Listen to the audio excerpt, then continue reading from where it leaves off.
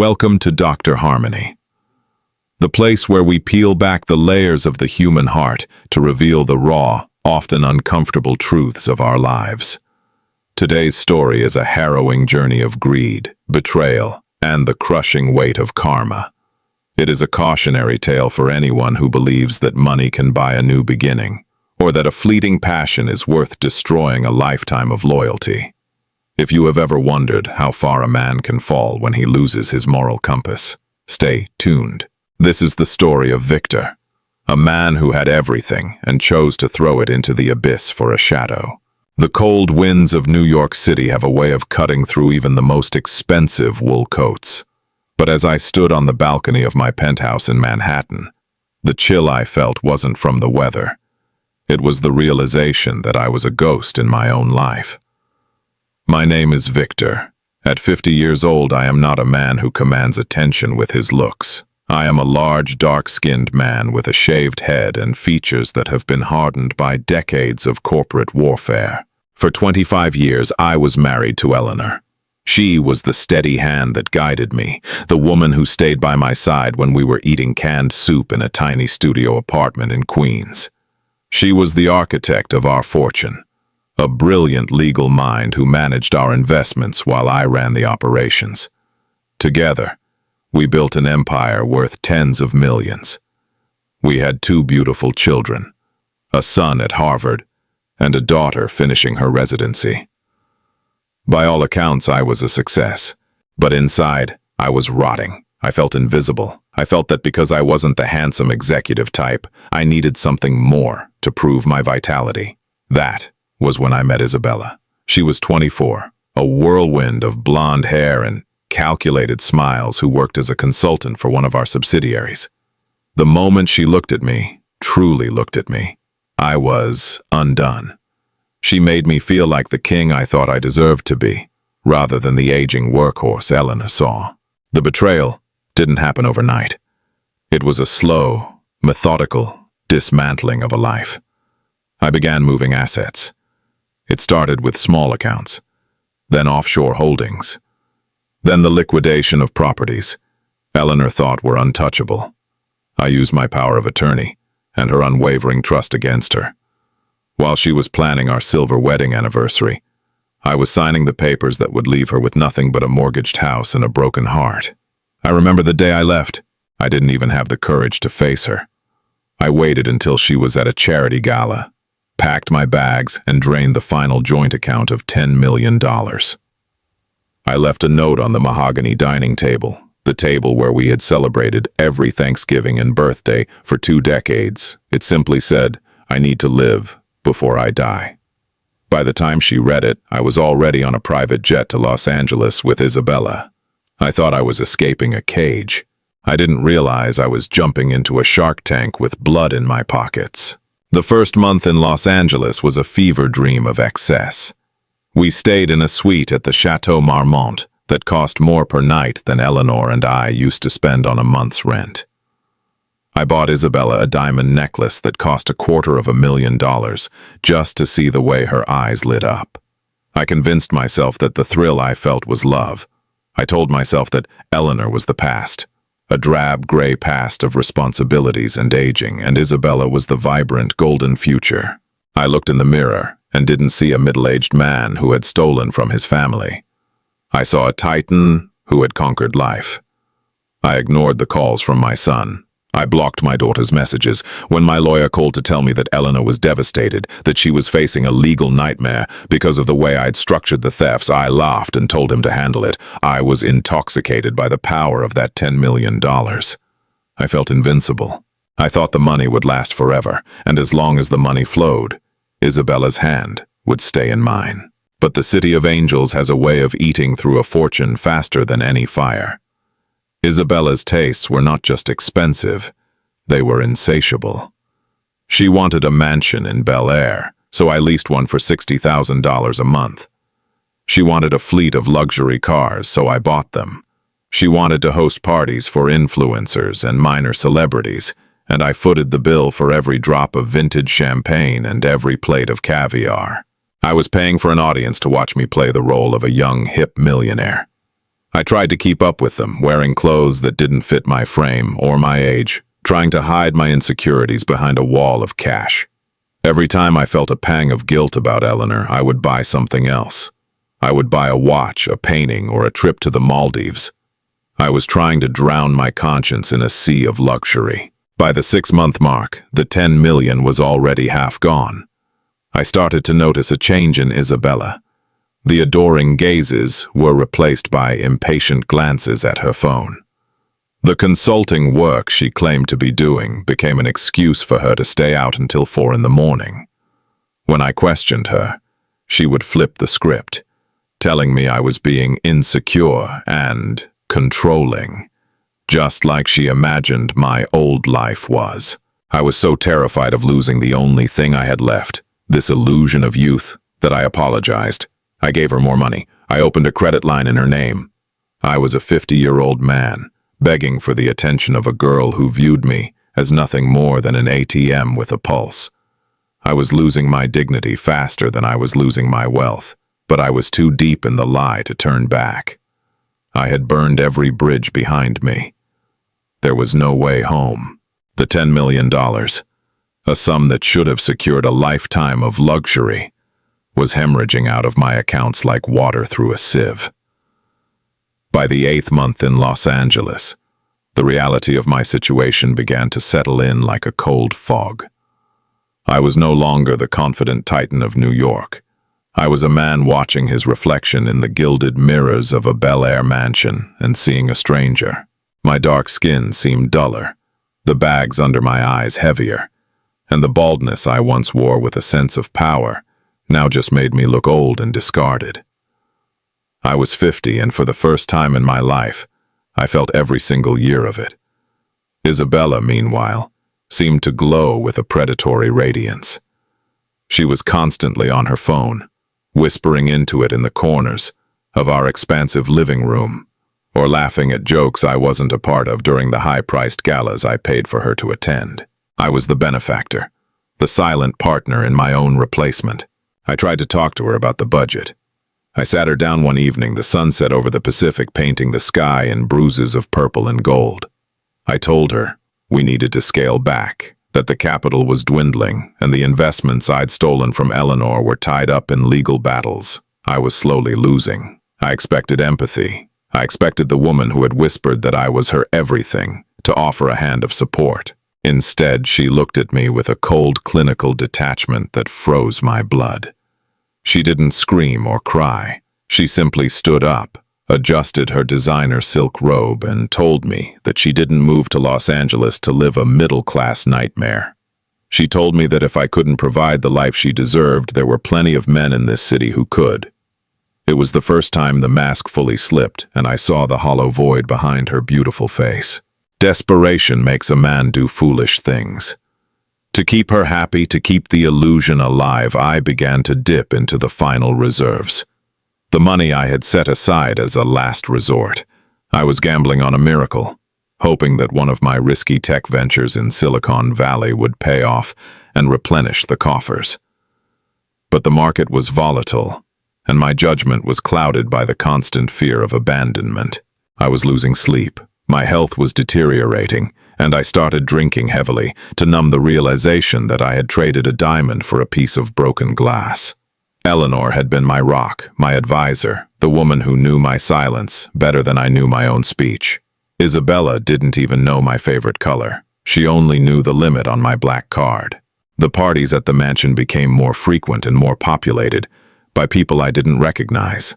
Isabella had surrounded herself with a creative circle, young, lean men with expensive haircuts and women who looked like carbon copies of her. I was the ghost at the feast. I would walk through my own hallways and people would bump into me without an apology, treating me like the hired help or a stray dog that had wandered into a high-end boutique. One night I found her in the pool house with a man named Julian, a photographer who seemed to have no camera but plenty of time to spend in my house. The intimacy in their conversation, the way she touched his arm, it was the same way she used to touch mine when we were in New York. The realization hit me like a physical blow to the stomach. I wasn't special to her. I was just a season, I was a transaction that was reaching its expiration date. I confronted her that night after the guests had cleared out, leaving behind a trail of broken glass and expensive stains on the white carpets. I yelled. I threw a crystal decanter against the wall, shattering it into 1,000 glittering shards. I reminded her of everything I had sacrificed: my wife, my children, my reputation, my soul. I told her I had $10 million when we started, and now I had less than 500,000 left. I expected her to be ashamed. I expected her to realize the gravity of my sacrifice, but she just laughed. It was a high, tinkling sound that echoed through the empty house. She told me that she never asked me to leave my wife. She told me that I was a grown man who made his own choices, and if I was stupid enough to throw away a fortune on a girl who was clearly out of my league, then I had no one to blame but myself. The cruelty of her words stripped away the last of my delusions. I spent the next week in a daze, watching the bank balances drop as the final automated payments for the mansion and the cars went through. I was paralyzed. I wanted to call Eleanor. I picked up the phone a dozen times, my thumb hovering over her name in my contacts, a name I hadn't deleted but hadn't dared to touch. What would I say? I'm sorry I stole your life's work and spent it on a ghost. I'm sorry I left you for a woman who thinks I'm a joke. The shame was a physical weight, a pressure in my chest that made it hard to breathe. I realized then that I wasn't just a criminal.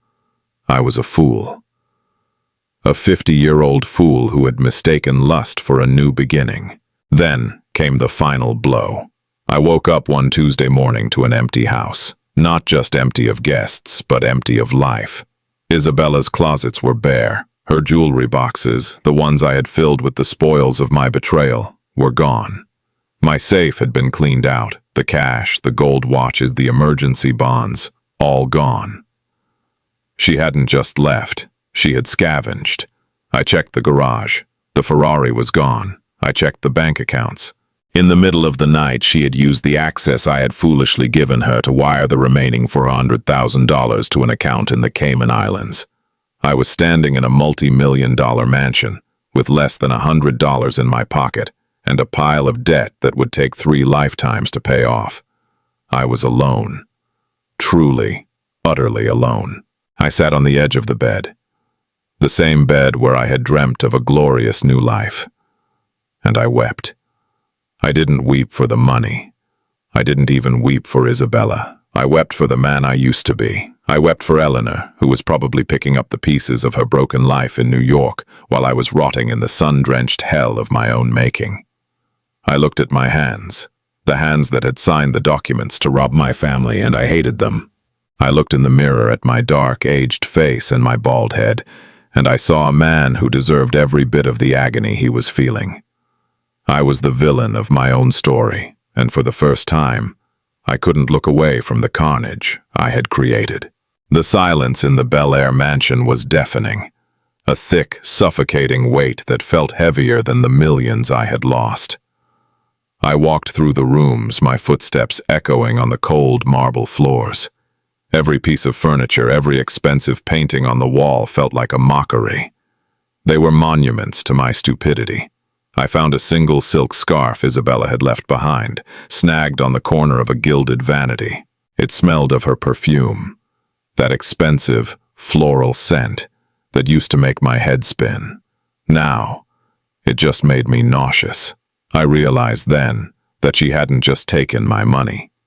She had taken my identity. Without the bank balance, without the cars, without the beautiful woman on my arm, who was Victor? I was just a 50-year-old man with a history of theft and a family who likely cursed my name every time they woke up. I spent the next 48 hours in a state of catatonia. I didn't eat. I barely drank water. I just sat on the floor of the empty master bedroom, staring at the panoramic view of Los Angeles. Below me, the city lights twinkled like fallen stars, indifferent to my ruin. In New York, the lights always felt like a challenge, something to be conquered. Here, they felt like eyes watching my demise. My phone started ringing incessantly. It wasn't Isabella calling to apologize. It was the leasing agency. the car dealership, the private security firm, all of them demanding payments that had bounced. The wall I had built out of Eleanor's hard-earned money was crumbling, and I was about to be buried under the debris. I finally summoned the courage to look at my laptop. I checked the news from the East Coast, specifically the business journals. There was a small article about the restructuring of our former firm. Eleanor's name was mentioned. She had stepped back into the CEO role, fighting off a hostile takeover that my embezzlement had made possible. The article spoke of her resilience and unwavering focus in the face of personal turmoil. Seeing her name in print, associated with strength and dignity, felt like a hot iron against my skin. While I was playing house with a predator in California, she was in the trenches, saving the legacy I had tried to burn down. I felt a surge of something I hadn't felt in years, genuine, unadulterated shame. I decided I couldn't stay in the mansion. The utilities would be cut off soon, and the locks would be changed. I packed a single suitcase with whatever clothes Isabella hadn't deemed valuable enough to steal. I left behind the custom-made suits and the Italian shoes. They didn't belong to this version of me. I walked out of the front door and didn't look back. I took a bus for the first time in 30 years, to a dingy motel near LAX. The room smelled of stale cigarettes and cheap disinfectant. As I lay on the thin, lumpy mattress, I looked at my reflection in the cracked bathroom mirror. My dark skin looked sallow, and the harsh fluorescent light highlighted every wrinkle and every sign of my 50 years. I looked like a man who had lost a war. I began to think about the why. Why did I do it? Was it really just about Isabella's youth? No, it was deeper than that. It was a midlife crisis fueled by an ego that had grown too large for its container. I had convinced myself that I was the sole creator of my success, forgetting that Eleanor was the one who balanced the books, who smoothed over my aggressive tendencies, who raised our children while I stayed late at the office. I had treated her like a piece of furniture, reliable, sturdy, but ultimately replaceable. I had mistaken her consistency for boredom. Now, in this motel room, I would have given anything for 1 minute of her boring conversation, for the way she used to ask me how my day was with genuine concern. I reached for my phone and did something I hadn't done since the night I left New York. I unblocked my daughter, Maya. I didn't call her, I wasn't that brave. I just looked at her profile picture on social media. She looked so much like Eleanor. She was smiling, holding a bouquet of flowers at what looked like a hospital graduation ceremony. I had missed it. I had missed my daughter becoming a doctor because I was too busy buying a Ferrari for a woman who didn't know my middle name. Tears began to flow then. Not the angry, self-pitying tears of the previous days, but tears of deep, soul-crushing regret. I had traded the most precious things a man can own for a year of hollow vanity. I realized that the $10 million was gone, but the debt I owed was far greater. I owed a debt to the woman I had betrayed and the children I had abandoned. I began to wonder if there was any path to redemption, or if I was destined to die in a room like this. A cautionary tale whispered in the corridors of the firms I once commanded.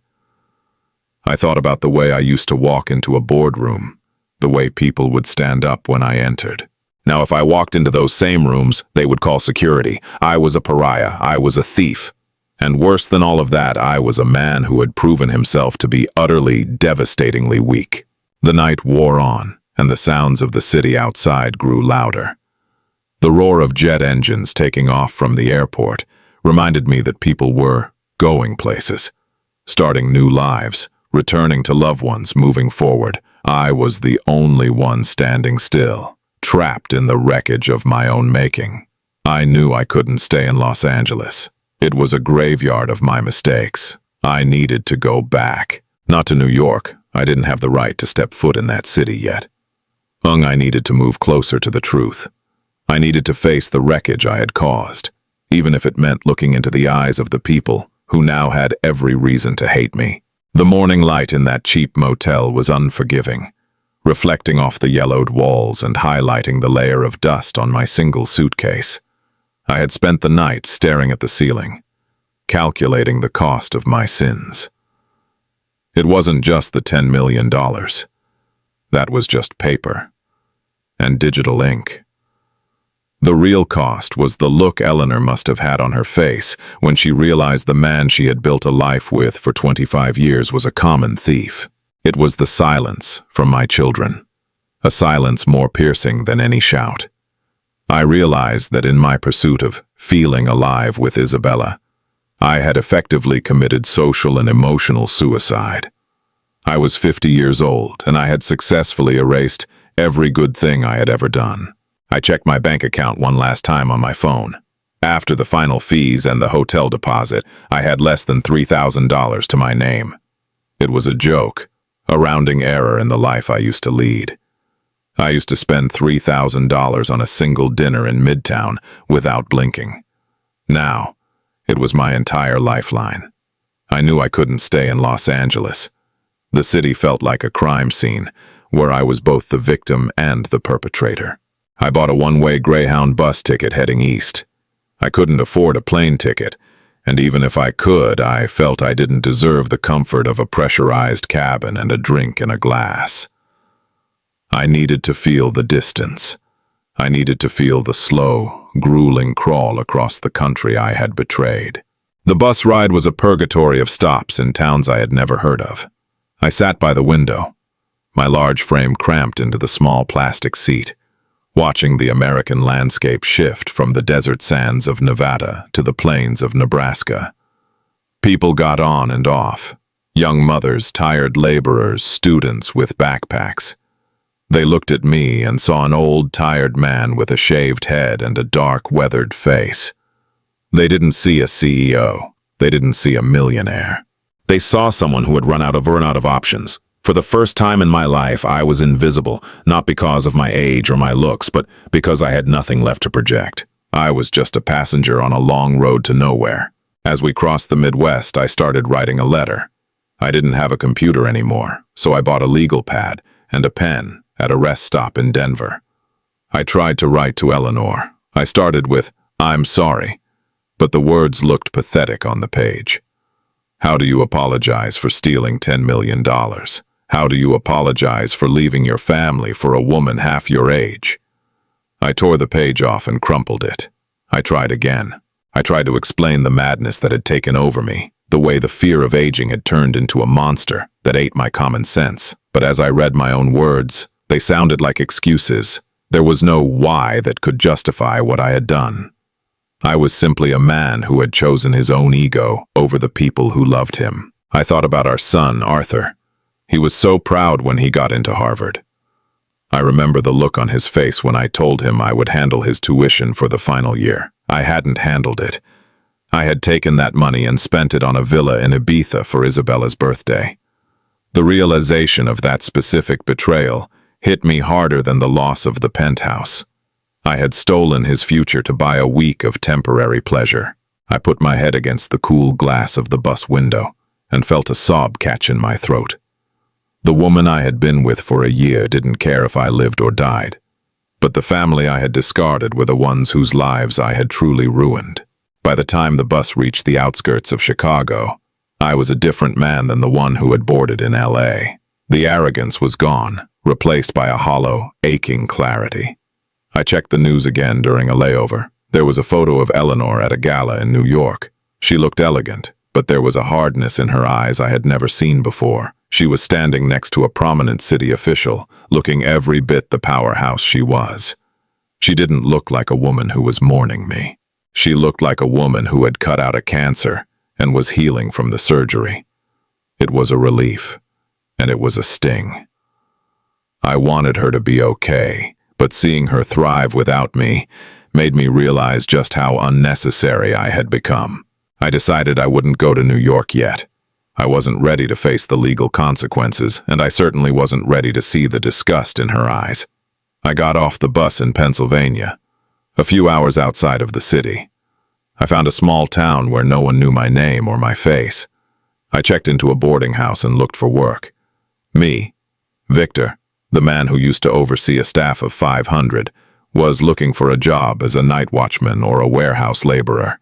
I needed to work with my hands. I needed to feel the weight of honest labor, to balance the weight of the stolen millions. I sat in my small rented room that night listening to the rain against the window. I had no Isabella, no Ferrari, no $10 million. I had a suitcase of wrinkled clothes and a heart full of lead. I looked at the legal pad again. I didn't write "I'm sorry" this time. I wrote, "I am a coward, I am a thief, and I am finally awake." It wasn't a letter to her. It was a confession to myself. I realized that the dream I had chased was actually a nightmare, and the cage I thought I was escaping was actually the only sanctuary I ever had. I was 50 years old, starting from zero, but for the first time in a year, I wasn't lying to the man in the mirror. The rain in Pennsylvania didn't feel like the refreshing spring showers of my youth. It felt like a relentless judgment, washing away the last of my pretenses. I found a job working the graveyard shift at a local distribution center. It was physical, grueling work, loading heavy crates onto pallets, my muscles screaming in protest. I was a 50-year-old man who hadn't lifted anything heavier than a Scotch glass in a decade, working alongside men 20 years younger than me. They called me Old Vic. They didn't know I used to sign their bosses' paychecks. They just saw a big, bald, dark-skinned man who kept his head down and never complained. In a way, the physical pain was a relief. It was a distraction from the mental agony of my own thoughts. Every paycheck I earned, I did something that felt both righteous and pathetic. I kept just enough for rent and meager groceries, oatmeal and canned tuna, and I sent the rest to an anonymous account I knew Eleanor still used for her charitable foundation. I didn't attach a name. I didn't send a note. It was a drop in the ocean compared to the 10 million I had incinerated. But it was the only way I knew how to start paying back a debt that could never truly be settled. I was living on less than $20 a day, a far cry from the $1,000 silk sheets of Bel Air. Interestingly, I found I slept better on a cot in a drafty room than I ever did in that stolen mansion. One night, while taking a break on the loading dock, I pulled out a tattered newspaper someone had left behind. It was a few weeks old, but a headline caught my eye. Socialite, Isabella Vane, linked to international fraud investigation. My heart skipped a beat. The article detailed how Isabella, whose real name was apparently Claire Jenkins, had a history of targeting wealthy men in transitional phases of their lives. She was a professional. She wasn't just a girl who got lucky. She was a predator who had shouted me long before we ever accidentally met at that corporate retreat. I wasn't a romantic lead in her story. I was a mark, a 50-year-old ego trip waiting to be exploited. The irony was bitter. I had thought I was the one in control, the powerful man taking what he wanted. In reality, I was the prey. I laughed, a harsh, dry sound that startled a stray cat near the dumpsters. I had destroyed my family for a woman who was literally a professional lie. I thought about Eleanor again. She had known me when I was a nobody. She had loved the version of me that didn't have a dime. Isabella had loved the $10 million, and once that was gone, I was as invisible to her as the air. I realized then that my ugliness wasn't in my dark skin or my bald head. It was in the hollow space where my integrity should have been. I began to have dreams about my children. In the dreams, I was back in our home in Westchester, sitting at the breakfast bar. Arthur would be talking about his crew races, and Maya would be showing me her biology sketches. But every time I tried to speak, my mouth would fill with ash. I would reach out to touch them, and they would dissolve into stacks of burning $100 bills. I would wake up gasping, the smell of the warehouse's diesel fumes filling my lungs. The psychological toll of the betrayal was finally manifesting. I was haunted by the ghosts of the people who were still alive, but dead to me. I decided to stop hiding. Not that I was going to turn myself into the authorities just yet. I wanted to have more to give back before the inevitable handcuffs. But I stopped avoiding the mirror. I started taking care of the body I had neglected. I walked to work. I ate simply. The excess weight I'd carried from years of steak dinners and expensive wine began to melt away. My frame became leaner, harder. My reflections started to look less like a defeated old man and more like the laborer I had become. There was a strange dignity in the poverty I had earned. It was the first honest thing about me in years. I also started visiting the local library. I used the computers to track the legal proceedings in New York. I saw that Eleanor had successfully sued the bank that allowed my fraudulent transfers. She was winning. She didn't need my measly warehouse checks, but I kept sending them anyway. I needed to send them. I needed to know that somewhere, in some ledger, there was a record of me trying to be a man again. I read an interview she gave to a business magazine where she said, "Loss is a teacher. It shows you what is structural and what is merely decorative." I knew she was talking about the business, but I felt the sting of the metaphor in my soul. I had been the decorative part of our life, the ego, the show, while she was the structure. As the months passed, the sting of Isabella's betrayal faded, replaced by a cold, hard focus. I was 50 years old, and I had nothing. No home, no family, no fortune, but I had a plan. I wasn't going to just rot in this town. I was going to save every penny, work every overtime shift, and eventually, I was going to walk back into New York. Not as a CEO, not as a husband, but as a man ready to accept his sentence. I didn't want forgiveness. I knew I didn't deserve it, but I wanted to stand before Eleanor and own the wreckage. I wanted to tell her that the $10 million was the cheapest thing I had lost. The warehouse became my monastery. Each heavy crate I lifted felt like a physical manifestation of the burden I had placed on Eleanor's shoulders. My co-workers, a motley crew of men who had seen the rough side of life, began to respect me. They didn't know about the $10 million or the Manhattan penthouse. They only knew that Old Vic was the first one there and the last one to leave. I was no longer the man who hid behind a desk and a title. My hands were calloused, my back was straight, and the dark skin of my face had taken on a weathered, honest texture. I was 50, and for the first time, I wasn't trying to look 30. I was just trying to look like a man who could hold his own. One Tuesday, a younger worker named Caleb approached me during our break. He was struggling, his rent was past due, and his wife was expecting their first child. He was desperate, the kind of desperate I had been when I was young. Before the greed took over, I looked at the small envelope in my pocket. My overtime pay. The money I was supposed to send to Eleanor's foundation. I looked at Caleb's tired eyes and saw a version of myself before I became a monster. I handed him the envelope. He tried to refuse, but I told him, "Consider it an investment in a future that isn't broken yet." As he thanked me, tears in his eyes, I realized that for all the millions I had spent on Isabella, not a single cent had ever bought me the feeling of peace I felt in that moment. But the past is a persistent creditor. It doesn't care about your small acts of charity or your newfound humility. While I was working in the shadows of Pennsylvania, the legal machines in New York were grinding forward. I knew it was only a matter of time before the paper trail I had left behind, the sloppy, arrogant trail of a man who thought he was too smart to be caught, led the authorities to my door. I wasn't afraid of prison. In many ways, I was already in a prison of my own making. The four walls of my rented room were no different than a cell, and the bars were the memories of the family I had discarded. I started spending my Sunday afternoons at a small, weathered church on the edge of town. I didn't go for the sermons. I went for the silence. I would sit in the back pew, beneath the stained glass windows that cast colorful shadows across the floor, and I would pray. Not for forgiveness. I still felt that was too much to ask, but for the strength to face the truth. I thought about the day I left. I thought about the smell of the perfume Eleanor wore, a subtle, elegant scent of jasmine and rain, and how I had traded it for the cloying, synthetic sweetness of Isabella's lifestyle. I realized that my betrayal wasn't just about the money. It was a rejection of reality in favor of a cheap, glittering fiction. Then, the inevitable happened.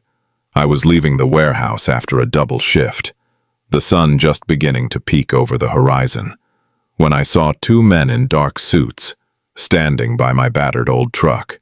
They didn't look like local police. They had the polished, clinical air of federal agents. My heart hammered against my ribs, but I didn't run. I didn't even flinch. I walked toward them with my head held high. When they called out my name, my real name, Victor Sterling, I simply nodded. "Victor Sterling, you are under arrest for grand larceny, embezzlement, and interstate fraud," one of them said as he reached for his handcuffs.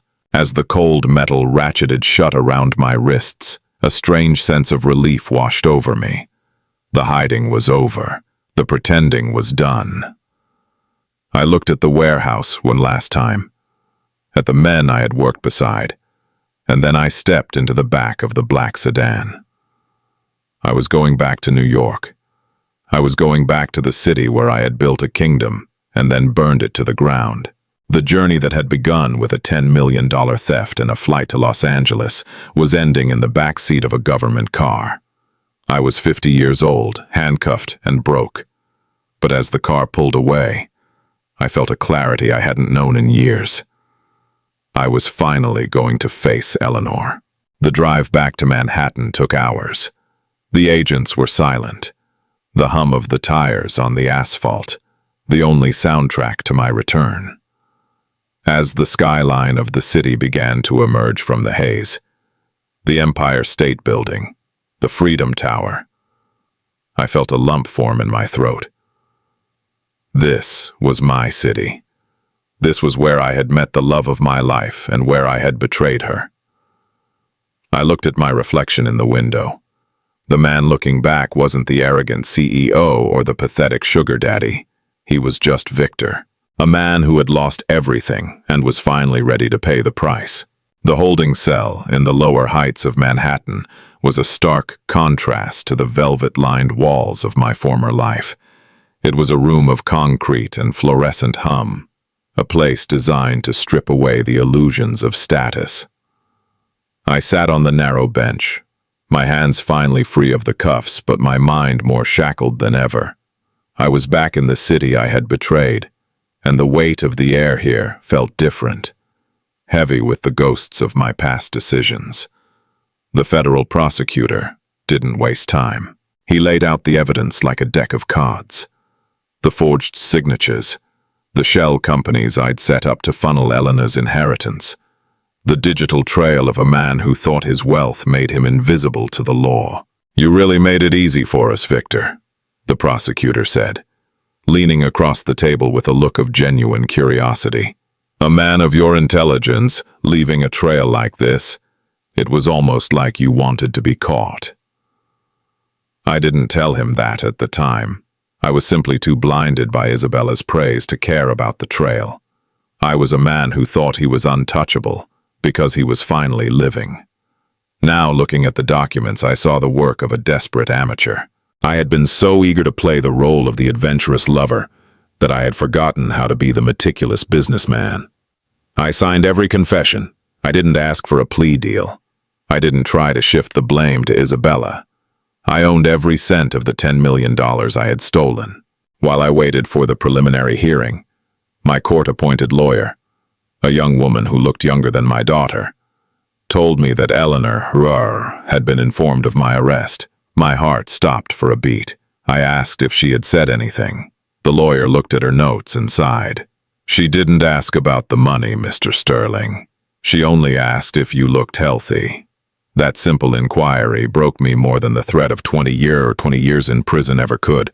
After everything, the public humiliation, the financial ruin, the cold-hearted abandonment, she still had a shred of humanity left for the man who had tried to destroy her. I spent that night in the cell weeping, not for my freedom, but for the sheer scale of the grace I didn't deserve. The news of my arrest hit the tabloids. "The fallen king of Wall Street found in a Pennsylvania warehouse," one headline screamed. They ran photos of me from my peak, sharp, commanding, and wealthy, next to the mugshot of the man I was now, bald, dark-skinned, weathered, and wearing a gray jumpsuit. The public saw a monster, a cautionary tale of midlife madness.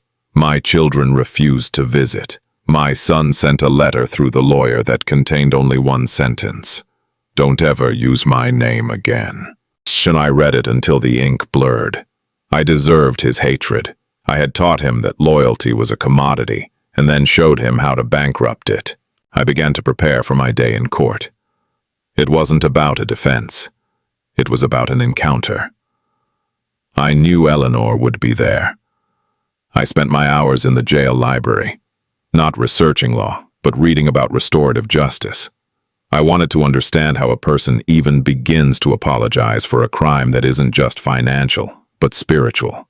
I looked at my hands, the dark skin now rough from the warehouse work, and realized that my physical appearance, the things I had been so insecure about, didn't matter. My ugliness was the trail of broken hearts I had left behind. I had been 50 years old and acting like a spoiled child. The day of the hearing arrived. The courtroom was packed with journalists and former colleagues, all eager to see the wreckage of Victor Sterling. I walked in, my head held high, not out of pride, but out of a refusal to hide anymore. And then I saw her. Eleanor was sitting in the front row, dressed in a simple navy suit. She looked older, yes, but she carried a quiet power that filled the room. She didn't look away when I entered. She looked me straight in the eyes. In her gaze, I didn't see the burning hatred I expected. I saw a profound, weary sadness. It was the look of someone who had watched a beautiful building collapse and was still trying to understand why the architect set the fire. The judge asked if I had anything to say before the charges were formally read. My lawyer whispered for me to stay silent, but I stood up. My voice, which had been silent for so long in the Pennsylvania shadows, felt heavy in my throat. I didn't look at the judge. I looked at Eleanor. I didn't just steal $10 million, I said, the room falling into a hush. I stole the security of our family. I stole the trust of my children. I traded a lifetime of truth for a year of a lie. I'm not here to ask for mercy because mercy would be an insult to the damage I've caused. I am only here to say that I finally see the man I became, and I hate him more than any of you ever could. Eleanor's expression didn't change, but I saw her hand tremble slightly on her lap. I sat back down, the weight of the words hanging in the air. The proceedings continued, the dry, technical language of the law taking over, but the connection had been made. For the first time since I packed my bags in the middle of the night, I had spoken the truth to the one person who deserved it. I was a 50-year-old man facing a decade or more behind bars, but as I was led out of the courtroom, I felt a strange, cold peace. The debt was being called in, and for the first time in a year, I wasn't running away from the bill. The following weeks were a blur of steel bars and legal jargon as I awaited my final sentencing. I had refused bail. Even if I could have afforded it, I didn't want it. Every night in my cell, I reflect on the absurdity of my past year. I had thrown away a fortune on a woman who was a ghost, a professional predator who had seen my midlife insecurities as a roadmap for her heist. But the real thief wasn't Isabella. It was me. I had stolen the peace of mind from the woman who had spent 25 years building it with me. One afternoon, I was told I had a visitor. I assumed it was my lawyer, perhaps with more papers to sign, more details of the assets I had forfeited. But when I walked into the glass-partitioned room, my breath caught in my throat. It was Arthur, my son. He looked so much like me, the same broad shoulders, the same deep complexion, but his eyes were filled with a coldness that I had put there. He didn't pick up the phone at first. He just stared at me, taking in my gray prison uniform and the visible weariness of my face. When he finally spoke, his voice was a low, steady blade. "I didn't come here to forgive you, Victor," he said, refusing to call me Dad. "I came here because Mom asked me to. She wanted me to tell you that the legal proceedings against the bank have been settled. She's recovered some of the money, not because of you, but because she's better at your job than you ever were." I nodded, the sting of his words a welcome penance. "I know," I whispered. "She always was." Arthur leaned closer to the glass. "Why did you do it? Was she really worth it? Was $10 million and a blonde girl worth losing us?" I looked at my son, and for the first time, I didn't try to hide behind a lie. No, I said. She wasn't worth a single day of the life I had. I was a weak man who mistook his ego for his heart. I wanted to be seen as young and powerful, and all I ended up being was a fool. Arthur looked at me for a long moment, then stood up. He didn't say goodbye. He just walked away, leaving me with the silence of my own regret. The day of my sentencing arrived, with a heavy, overcast sky that seemed to press down on the city. The courtroom was quieter this time. The spectacle had worn off, and all that was left was the grim accounting of a life's work destroyed. The judge, a woman who had seen 1,000 men like me, didn't look impressed by my confession. To her, I was just another executive who thought the rules didn't apply to him. She sentenced me to 12 years in a federal penitentiary. As the guards prepared to lead me away, Eleanor stood up from her seat in the gallery. She walked toward the railing, stopping just a few feet from me. The bailiffs hesitated, then allowed her a moment. She didn't touch me. She didn't shout. She looked at me with a profound, quiet dignity that made me feel smaller than any prison sentence ever could. "I've spent the last year rebuilding everything you tore down, Victor," she said, her voice barely a whisper, but carrying the weight of a mountain. "I've saved the firm. I've kept the kids together. I've even managed to find a way to forgive the man you used to be. But the man standing here today, I don't know him, and I don't think I ever will." She turned and walked out of the courtroom without looking back. That was the moment I realized that while the law was taking 12 years of my life, Eleanor had already taken back the soul I had tried to sell. I was transported to a facility in upstate New York. It wasn't the club-fed people joked about. It was a place of high walls and low hope. My cellmate was a man named Elias who had been there for 20 years. He looked at me on my first day and said, "You look like a man who had everything and threw it in the trash. Those are the ones who don't survive in here." I didn't tell him he was right. I just sat on my bunk and thought about the $10 million I had spent. I realized that if I could have every cent of it back right now, I would trade it all just to have been at Maya's graduation. I would trade it all to have been the man Eleanor deserved. The routine of prison life is a slow, rhythmic grinding of the spirit. In the federal penitentiary, time is not measured in hours, but in the distance between who you were and who you have become. I was no longer Victor Sterling, the titan of industry. I was inmate number 74,829. My life was reduced to a narrow bunk, a steel toilet, and the gray perimeter of the exercise yard. My dark skin, once draped in the finest Italian silks, was now covered in coarse, institutional cotton. My bald head, once a symbol of corporate dominance, was just another shaved crown in a sea of forgotten men. At 51 years old, I was learning the hardest lesson of all, that the most expensive things in life are the ones you can't buy back. I spent my days working in the prison library. It was a quiet sanctuary where I could hide from the predatory energy of the cell blocks.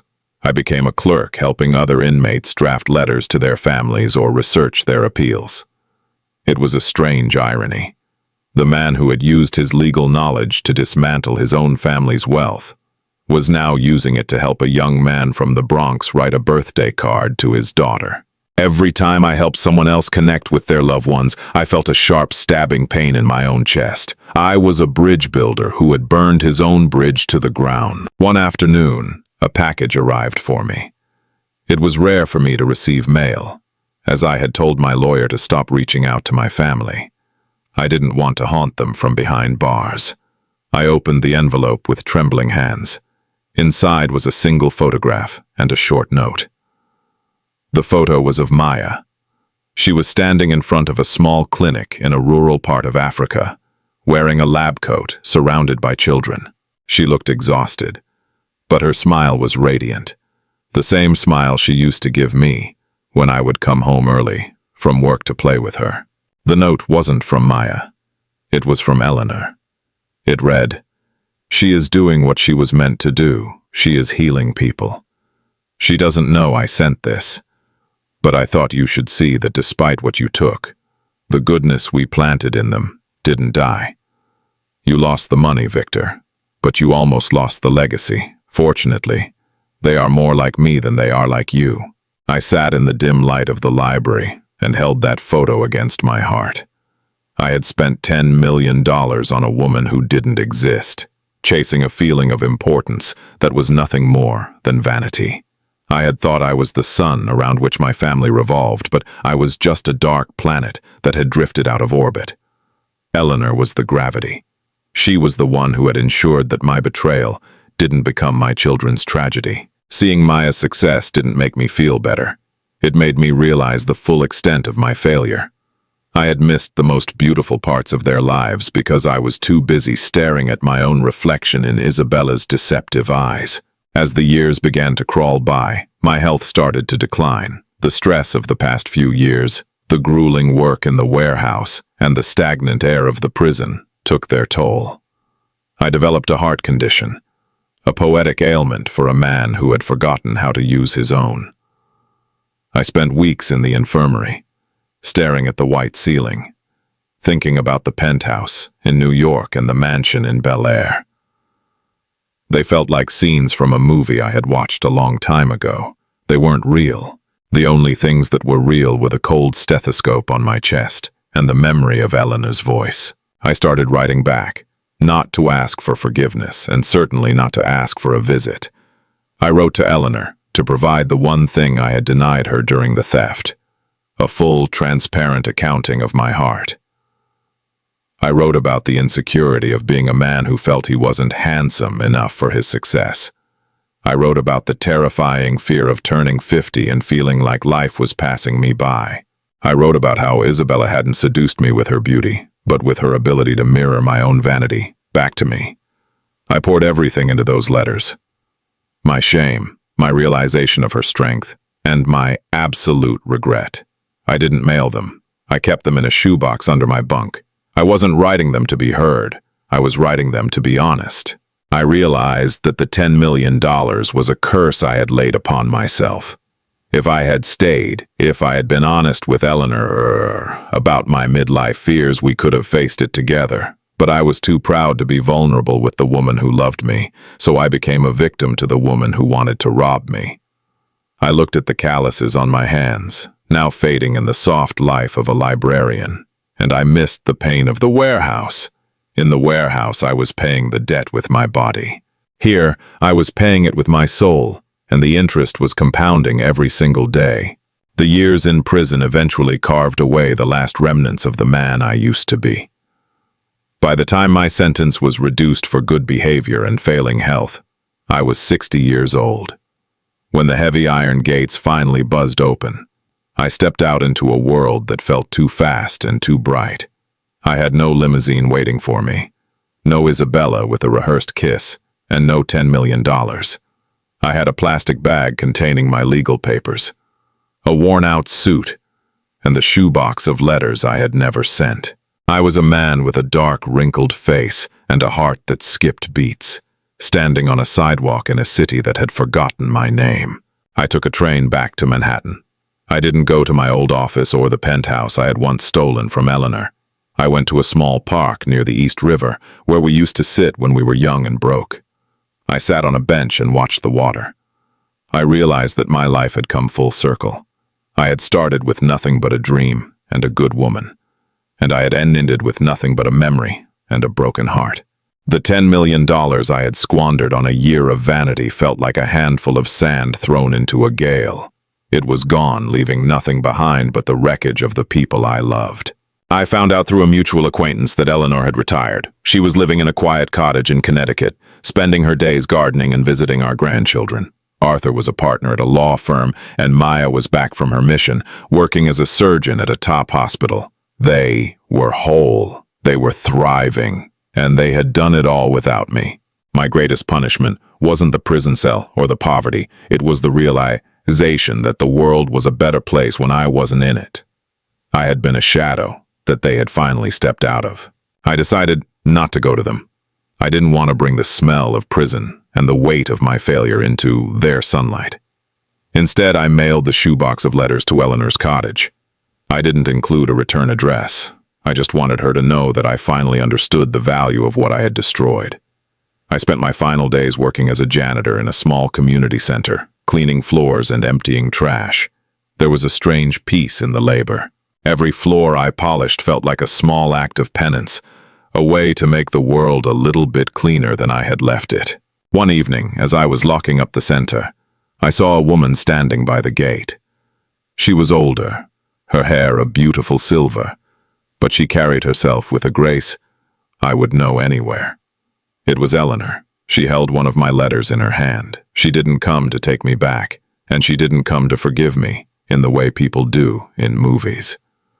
She just looked at me for a long time, her eyes searching my tired, dark face. "You've finally grown up, Victor," she said softly. "It's a pity it cost us everything to get you here." She reached into her bag and handed me a small envelope. Inside was a key to a modest apartment and a small bank account. Not 10 million, but enough to live with dignity. "Don't thank me," she said as she turned to leave. "I'm not doing this for the man you are. I'm doing it for the man I thought you were 30 years ago. Goodbye, Victor."